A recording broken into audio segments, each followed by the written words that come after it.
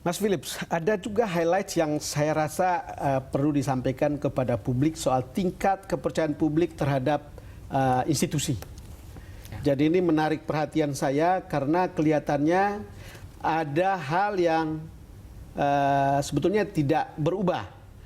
Kalau lihat mana institusi yang paling dipercaya, itu ada Tentara Nasional Indonesia 91,0%, Presiden 87,6%, Komisi Pemberantasan Korupsi 85%, kemudian Komnas HAM 84%, Wakil Presiden 83, sekian persen. Nah itu yang lain-lain di tengah-tengah. Tapi yang menarik untuk saya adalah 3 terbawah.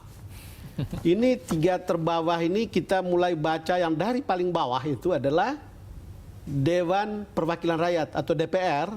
Itu tingkat kepercayaannya 60,1%, di atas 50 sih. Kemudian Dewan Perwakilan Daerah itu 60 sekian persen, lalu kemudian Kepolisian Republik Indonesia 69,7%. Ya. Jadi kalau kita lihat yang ada di bawah itu DPR, lalu kemudian DPD dan Polri. Kepolisian. Pertanyaan saya, kenapa bisa TNI paling atas? Saya kira untuk TNI jawabannya simpel.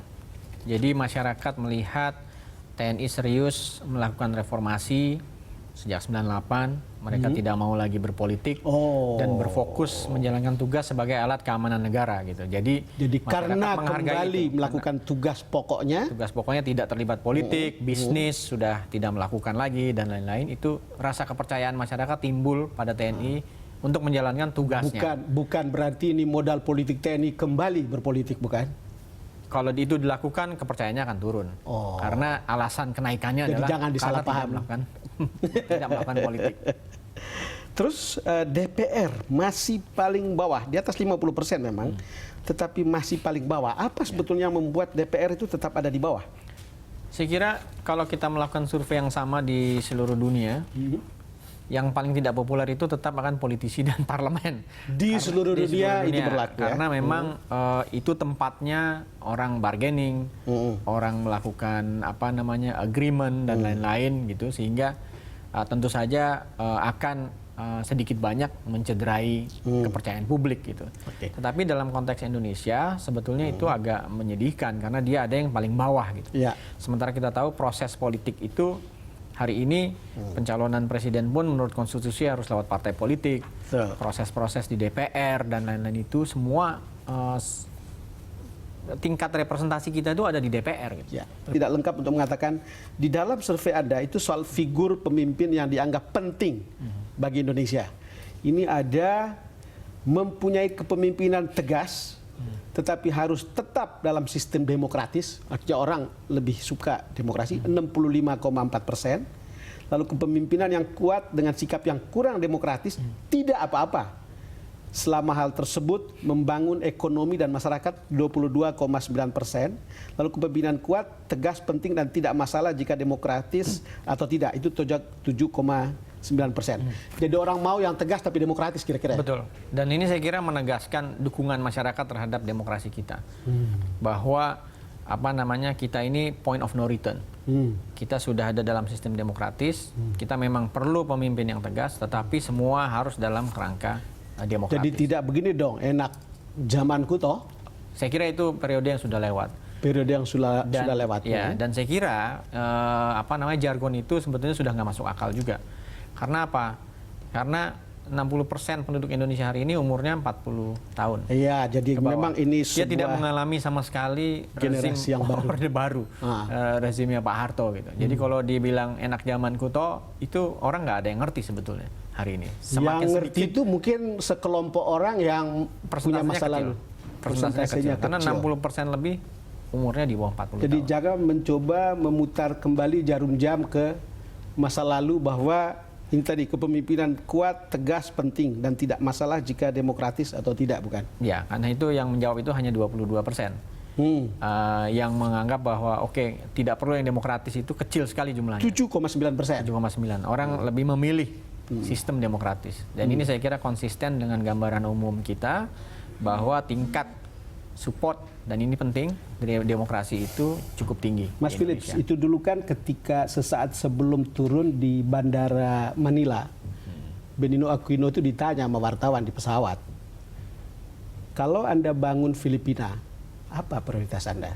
Jawabannya adalah, kalau saya tidak bisa beri mereka makan, saya buka mulut mereka lebar-lebar.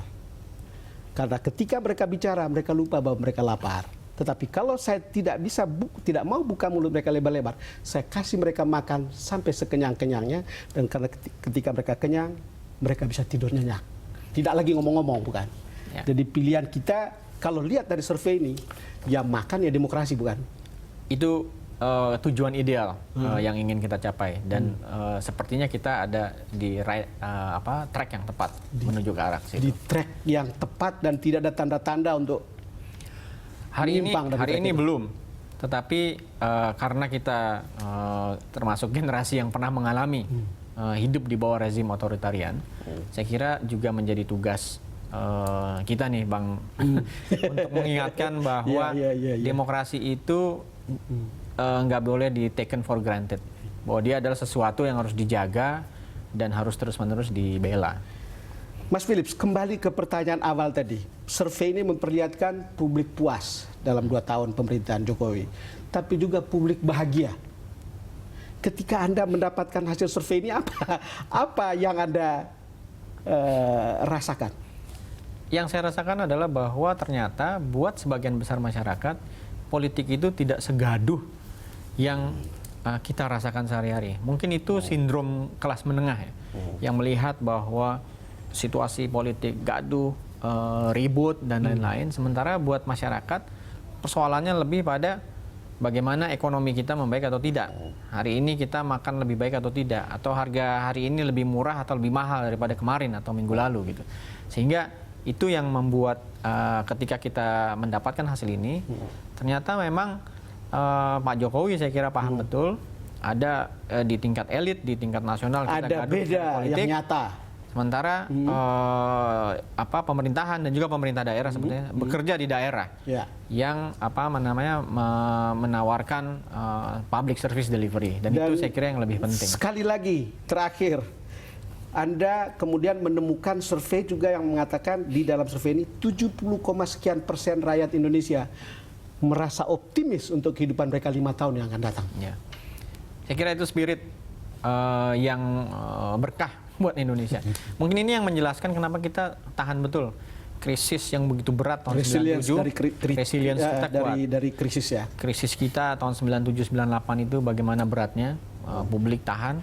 Dulu orang-orang di luar bilang bahwa Indonesia akan pecah seperti Yugoslavia dan lain-lain. Ternyata kita hari ini baik-baik saja, malah makin kuat secara demokratis. Dan dalam jangka waktu 15 tahun, sekarang menjadi anggota G20, yang secara ekonomi artinya itu pengakuan bahwa ekonomi Indonesia cukup kuat gitu dibandingkan size-nya besar gitu. Dan ini memperlihatkan resilience kita, dan itu modalnya adalah publik yang optimis. Mas Philips, terima kasih sudah datang ke DBS To The Point. Pemirsa, demikian perbincangan saya dengan Philips Vermonte dalam DBS To The Point. Kali ini benar-benar highlights sifatnya. Terima kasih Anda sudah bersama kami. Sampai jumpa lagi dalam DBS To The Point episode berikutnya.